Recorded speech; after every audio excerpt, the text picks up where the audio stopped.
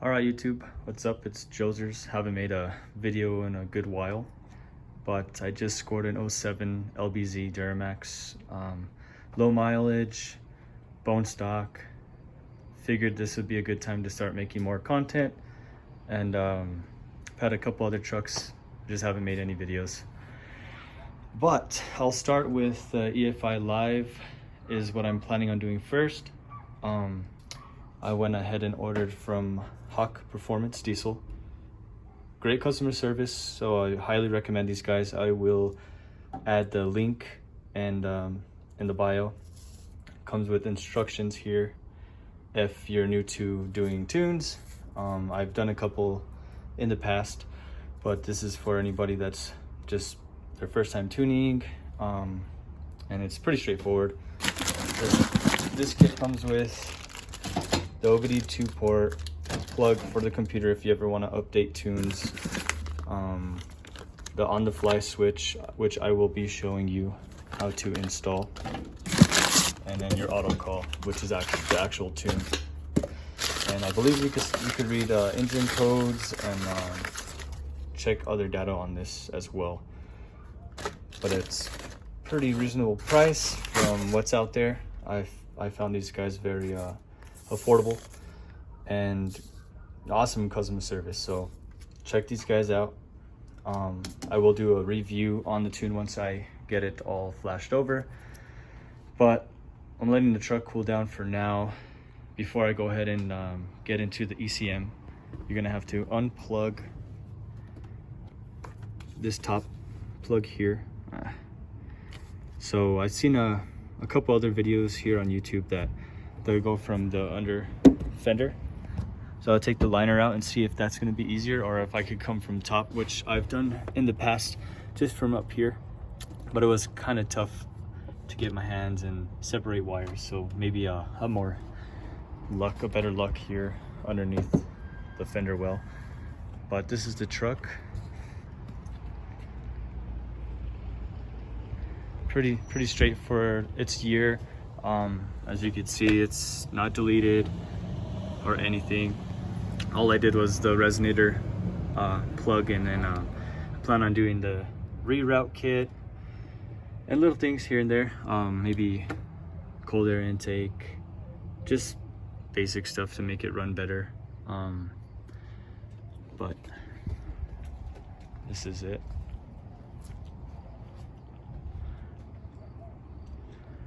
I did do the leveling kit, well, technically not a leveling kit. I just cranked up the keys to level out with the rear. I didn't like the stink bug look. Then took it for alignment. It was about 5 full cranks will give you that level. It's about maybe a 1/4 inch lower in the front, but it's not horrible. I got new mirrors for the truck in the box. I got speakers and some other goodies for the truck that I'll be making some videos on installing. Stock exhaust, which I'm gonna actually try building a budget, like a budget straight pipe video, because my funds aren't all there right now. I can't afford the full straight pipe from the down pipe back, but I did find a couple things. That'll be a whole different video. But we'll go ahead and get everything taken apart, and let's get this video started. All right, got that inner fender taken off, and it is gonna be way easier to do it from this position. I'm gonna have to take these off. I believe they call those cam locks. So you're gonna have to pull both of them, but we're gonna tap into the top one. While I'm here, I did see on another video, I forget his name, but I will I'll tag him in this video as well, because I did learn a lot from him as well. Actually, this trick here, taking out the inner liner and going from underneath and having to fish from the top, this is going to be way easier. It'll save you time, and I'm actually going to just tap in to disc grommet. Maybe I'll check disc grommet. He drilled a hole here, but I'm going to try to tap into something that's already existing, save me some time. And I'll go ahead and take this switch out and I'll run it through the wiring, through the firewall, and then when I'm ready to connect it, we will continue. But this is pretty straightforward. You're gonna find that grommet inside here, fish this through. The fun part is finding a spot to put it. I usually put mine here. A lot of people put them here. If you don't want to drill holes, you could leave it down here hanging, or make a bracket. You could drill it here, and just wherever you want to put it, you could put it. But I will go ahead and start running the wire through, and then I'll continue. Alrighty, got it rerouted here. I mean, I might run into some issues with that grommet, or I could just drill out a little tab that this sits into, but that's what I'm going to run it to there. I'm gonna go ahead and take this off now. I apologize that the video is cutting in and out. It's just me recording, so just trying to get straight to the point. I don't want to be recording 10 minutes of me just trying to do all this extra little stuff. I'm just gonna go ahead and take that off, cut it when I take off the housing and all the other stuff that you guys should know how to do. But I will be tagging other videos that will show you that process, so I'll go ahead and start that. Once you get it all off, you have to pop this cover off here, and you'll pry off that tab, and that tab, it'll pop off there. So as you can see, I popped the grommet off, fished the wire through for the switch. It doesn't matter which wire goes where, as long as you are in the right spot. So on the LBZ, it's gonna be this gray wire. You're gonna plug in right next to that gray wire and the blue wire, and you should hear it click. On the LMM, it's gonna be like a tannish wire, not gray.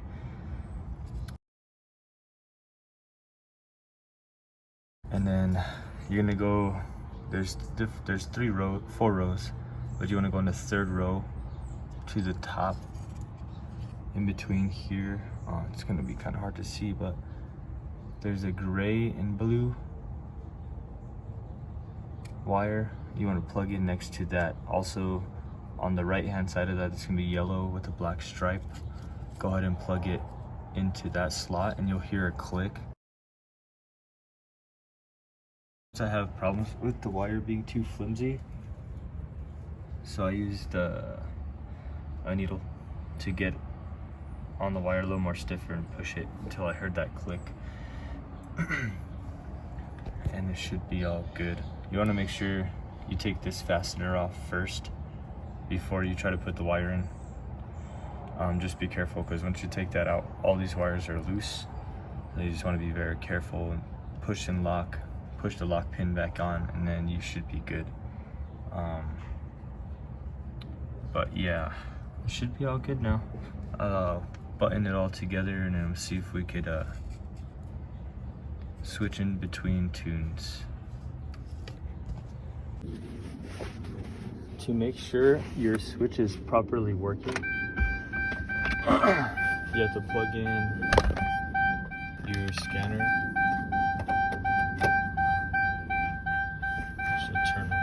Go ahead and power the truck on.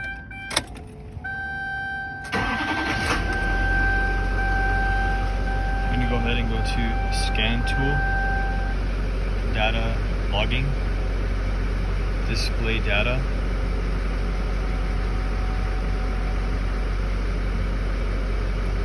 So right now it's at right here, the DSP5. It's at 4.28 volts right now. At the first click, I'm gonna go ahead and switch it over, and it'll change voltage. So that's tune number 2, tune number 3, 4, and 5. I'm gonna go back down. I'm gonna leave mine at 2, and I believe that's economy mode.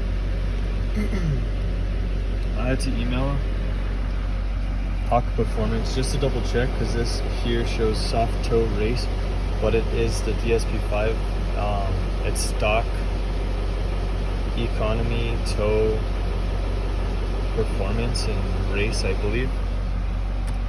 But yeah, now that my switch is changing voltage, I know it's good. Go ahead and power up.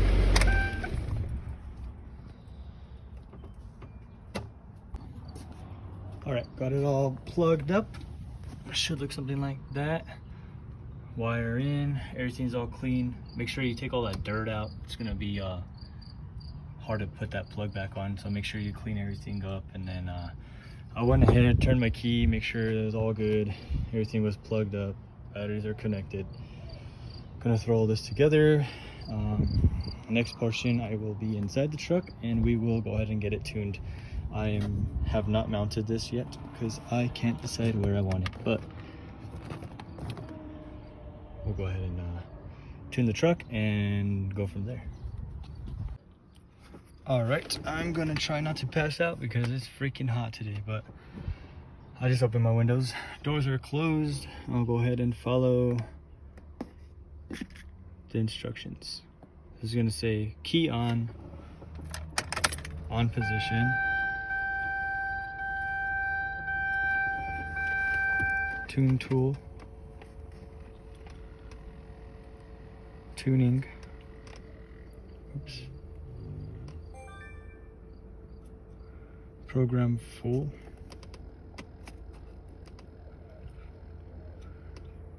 program full, flash the factory file, attention warning. I'm going to do that.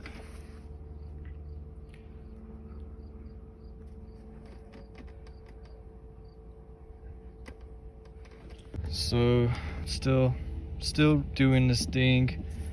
First steps, gonna be saving the stock software, like all the stock settings will be saved here if I ever want to return it back to stock. And then the second one is actually tuning the truck. So right now we're saving stock software before we could actually tune the truck, and it's been a good minute. I didn't really keep time, but it's been a while saving all that stock information before I could actually get to the next step. So I'll tune in when this finishes. Got a little ahead of myself. I skipped the actual tune installation, but I just followed step 2. It's flashing the tune now, and it should be done here shortly. So overall, the tuning process is fairly simple. I didn't really run into any issues. I did have a problem with one of the wires plugging into the ECM, but when I used that needle, it helped me push it down a little better and hear that click. I think the biggest thing is making sure those 2 wires on the switch click and make that contact, lock them in, hook your batteries back up, check that voltage, make sure that they're switching through tunes. I think the longest part is waiting for the stock software to download. I am by no means a professional. This is the 3rd truck I've tuned, and I mean, I thought it was fairly easy. If you're mechanically inclined and enjoy this stuff, I recommend doing it. If not, if you don't trust yourself, definitely don't touch any of it, because you don't want to mess up your vehicle. But a big shout out to Hawk Performance Diesel. Those guys are awesome. I'm not sponsored or getting paid to shout them out. They've had really good customer service from all the other tuning companies that I've ordered from or heard of. These guys are very quick to reply with any questions I had. They were very responsive and helpful. As far as driving the truck, everything's shifting fine, drives fine, shifting through the tunes, no problem. Next was going to be exhaust for sure, because it sounds like a grandpa truck still, but I do feel a big power difference as soon as I tuned it. That's a plus. And yeah, like I said, I'll be making some more videos for you guys. Any questions, or if you want to see anything specific, comment. Please like, share, subscribe. Any feedback, or if you guys didn't like a certain thing or something that I did, please comment and let me know. You know, feedback is always good, positive or negative. But yeah, I plan on making more videos, so stay tuned and stay ready.